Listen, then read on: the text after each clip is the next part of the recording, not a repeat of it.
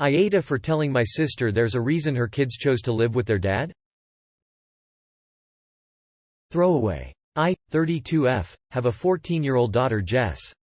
Her father and my husband died in an accident when she was young, so it's been just us two for a long time.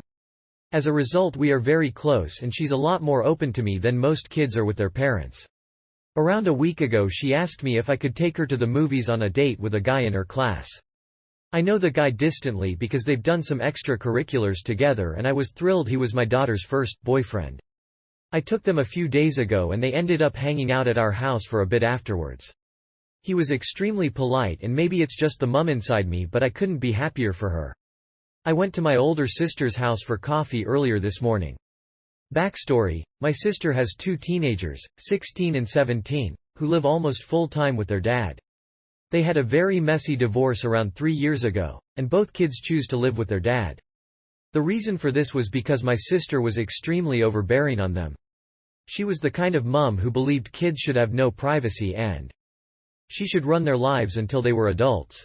I know she had many arguments with them because she would take away their doors, not let them hang out with friends, search through their phones every night, etc. This was the primary reason for her divorce, although she won't admit that. While I love her, as someone who grew up with little privacy, I fully understand why her kids don't want to live with her. My daughter came up in conversation and so brought up her first date. When I explained how it went, my sister laughed and told me that I must be joking. When she realized I was serious, she told me I was a terrible mother for letting my daughter walk all over me and not setting boundaries. She ranted on for a while, but she basically said that 14-year-olds are incapable of going out themselves and that I was being lazy and neglectful by allowing her to do that. She also said, I would never allow my kids to do that, so I replied by saying, that's exactly why your kids drive with their dad. She got very quiet and then told me to leave.